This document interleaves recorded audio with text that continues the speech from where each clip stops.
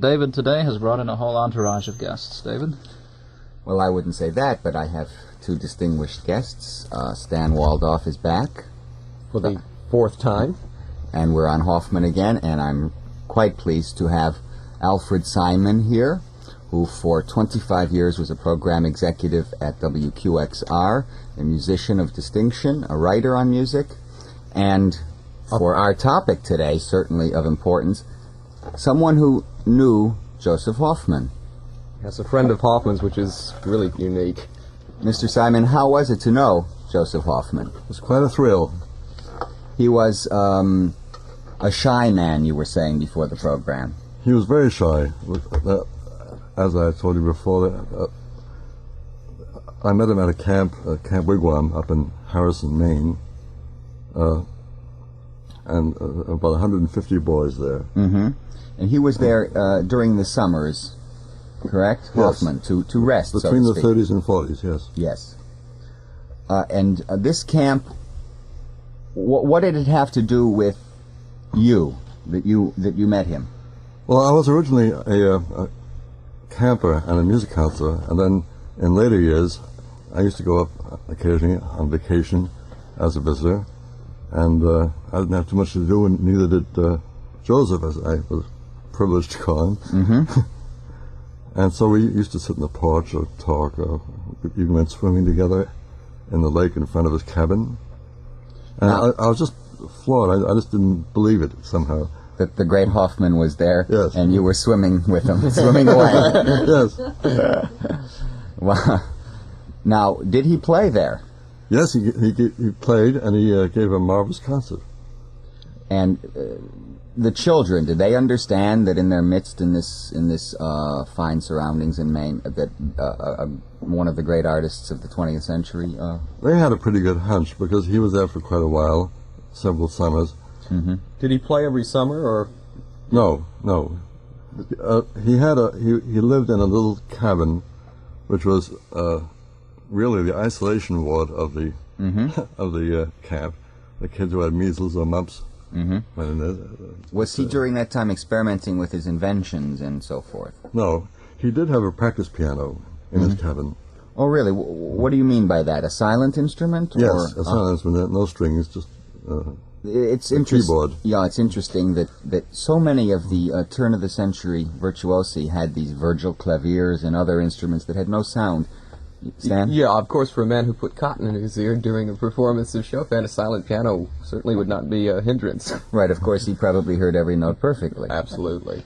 Well, we are going to begin today with, and Matt, you gave me a very interesting fact on your own birthday, the 38th anniversary of Hofmann's famous Golden Jubilee recital, and we have not on these previous programs, these last 3 days, heard from this concert, which has become a great legend, and you were reading through the program booklet, Stan, and it seems that everyone was there at the Metropolitan Opera House in... Everyone but us, as we said. Well, it was 88 years ago that he made his debut in America. 88 years? 50 years plus 38, yeah. Alfred, we're doing it with the right timing, then. Sure. This recital had, I think, the Rubinstein Fourth Concerto on it, his own Chromaticon, which he had composed under the name Michel Dvorsky, and a whole batch of encores, and the encores were out for a long time and then deleted, unfortunately.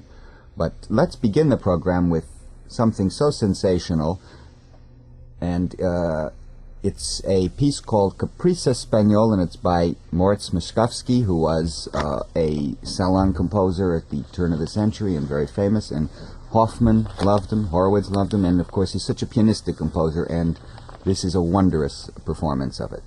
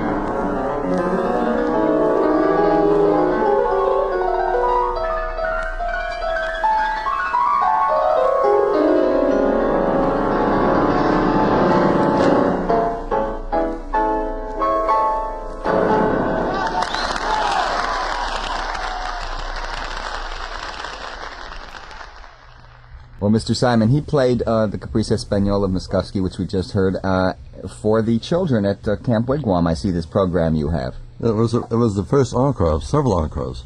David, I think we should read something from this article which Mr. Simon wrote about Joseph Hofmann from the concert. Right, yes. Which he gave on Sunday evening, August 22nd, 1948. And there's a delightful little prelude to this. Mr. Simon writes, "Shortly after 8 o'clock, in walked Joseph Hofmann, sporting a gray flannel shirt open at the collar, slacks, a top coat slung over his forearm, and carrying a large flashlight, a necessity since the path between his cabin and the lodge was unlighted. After depositing the top coat and flashlight on a nearby shelf, he sat down at the concert grand. Wigwam was well appointed, while taking a few wide, quiet, quick swipes at the moths and other insects attracted by the ceiling lights. Not in the least flustered by what might have turned out to be a major nuisance, he immediately launched into a program surprisingly adult for his audience." And at the end of this article, which is also quite wonderful too, Mr. Simon writes, "Altogether quite an extraordinary event for many reasons. The delightfully informal atmosphere, Hofmann's easygoing entrance and casual garb, his choice of music, the amazing rapt attention of all those normally active boys, and above all, their great enthusiasm. Even the moths loved it. They behaved beautifully." Oh, fine. Alfred Simon wrote this for Stereo Review, and Stan reads your prose well. Very well. I'm very flattered. I don't read my own well. Let's move on to the Butterfly Etude, same live performance at the Metropolitan Opera House, 38 years to the day. And Matt, you also tell me that today is Anton Rubinstein's birthday. Anton Rubinstein's Born in, birthday. The teacher. 1829. Yeah. This is the teacher of the great Joseph. So it's all timed well. In fact, his son's name is Anton, named after... Oh, They were big on homages then, you know. Okay, the Butterfly Etude.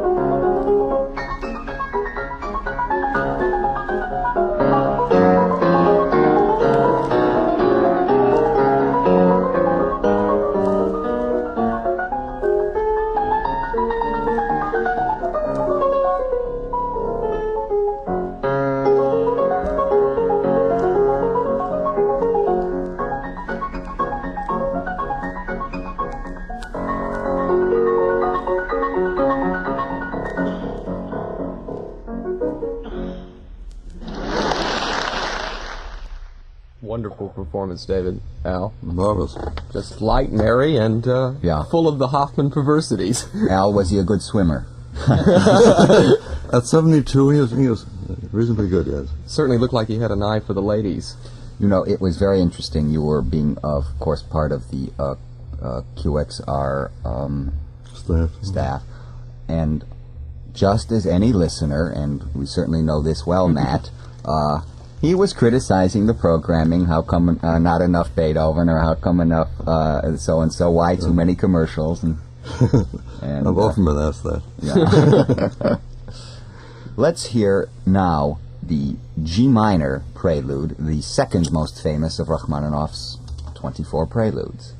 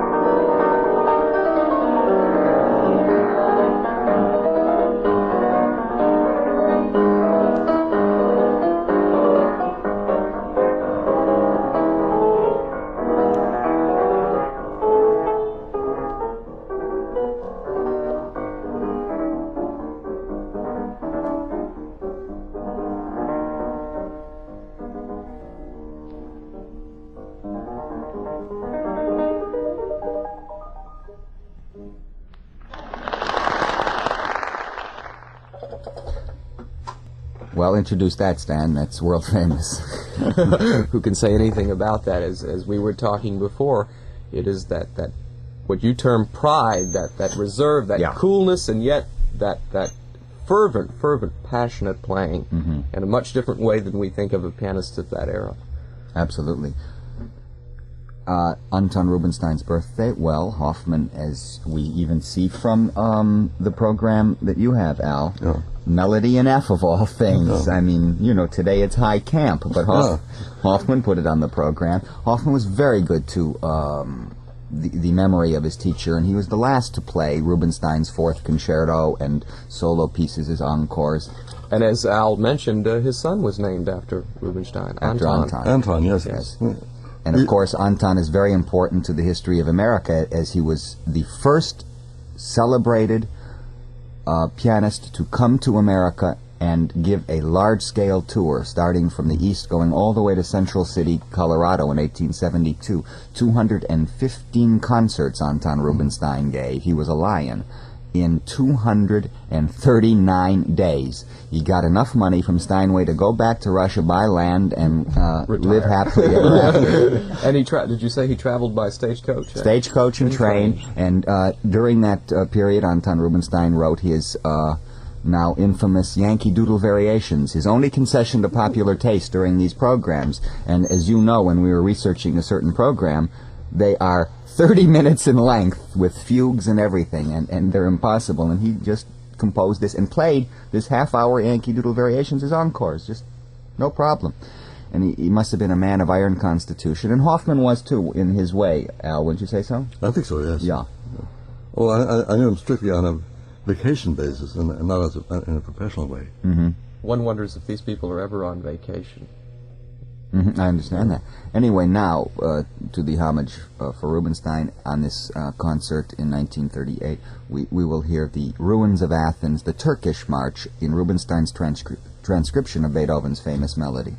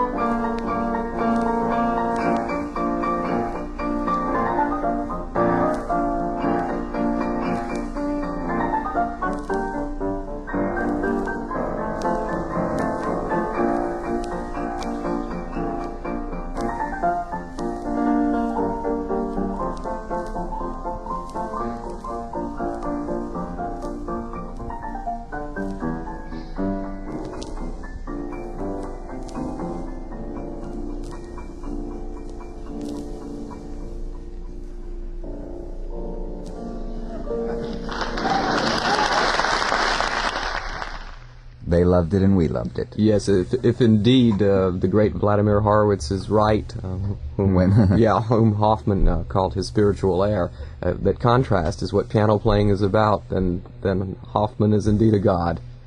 Well, I think that was so beautifully balanced, and the audience certainly... Again, the superb ear. Yeah. Matt? A few commercials, and then we'll be right back.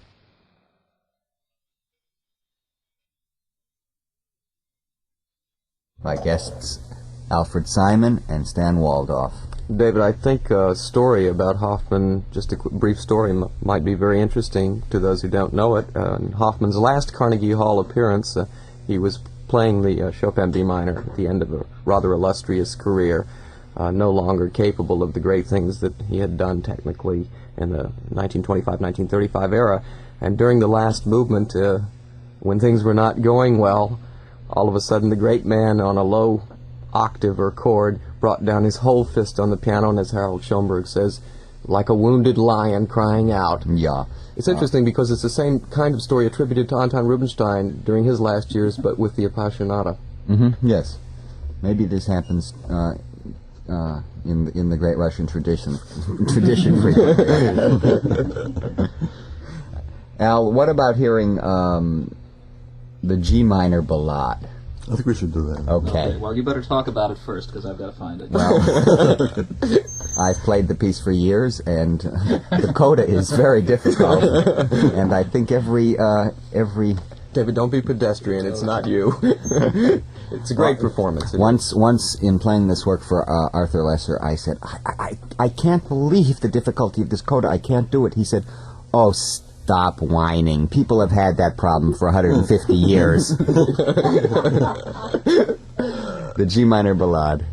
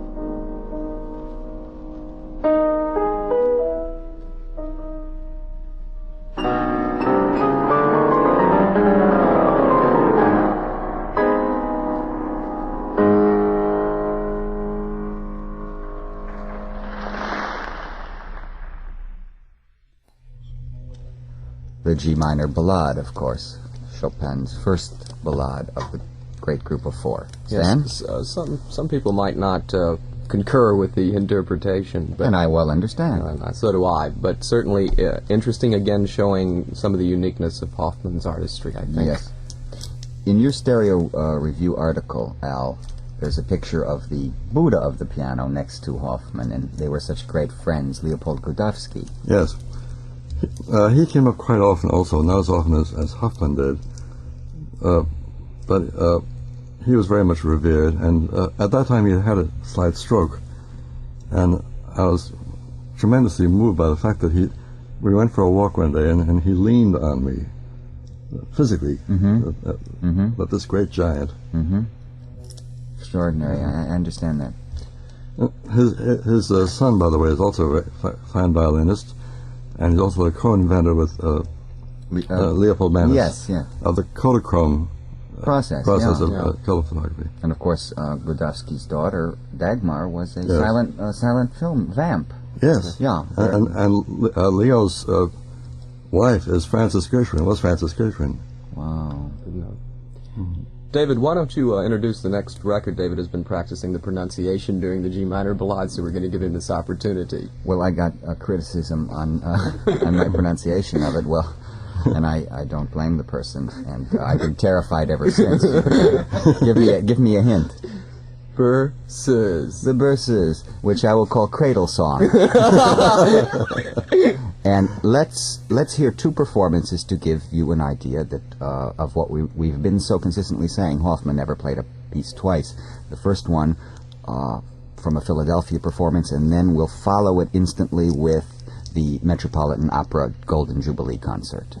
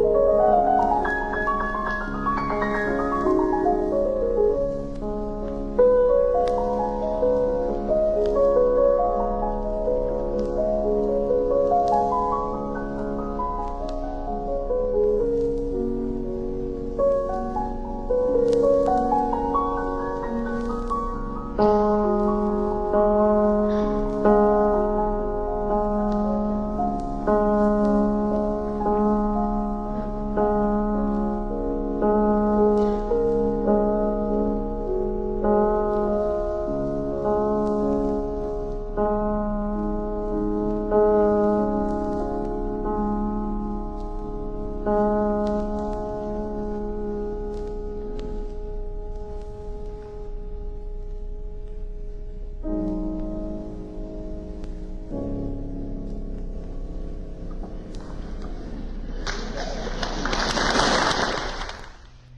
notice, Yeah, Stan, that the audience literally did not know how to take those 8 or 9 A flats that he found, and as you said, the like, clock yes, was, and it's coming to the an baby was now falling asleep. Right. It's just amazing what creative man can find in these things. I mean, I think it's just so effective. I can't stand it. 1 year earlier or later, the other performance, there was no indication of it at all. I mean, Probably the next day, if he had played it, there would have been no indication at all. We know that. and was he this way, Al, as a person? Well, In the way he talked, was there this spontaneity that? no, he was a man of very few words. At least he was there. Occasionally, when we had conversations, we would have real conversation, but otherwise, Did he speak of his own life much? no, not to me. Walked quietly and carried a big technique. Well, you know, we have not heard one of Hofmann's own pieces. Let's hear the 2-minute Penguin.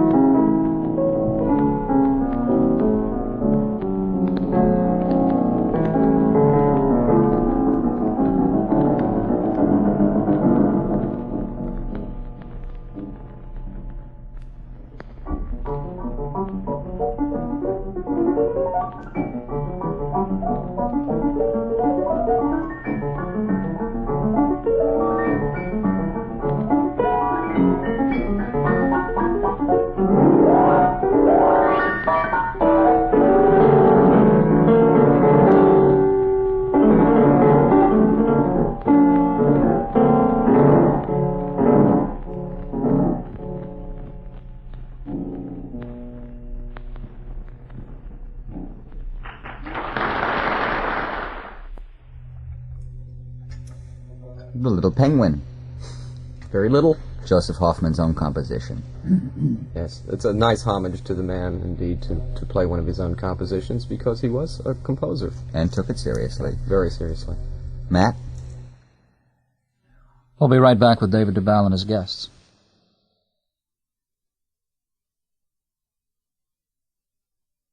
My guests, Alfred Simon, and Stan Waldoff. Al, anything to say in our concluding moments?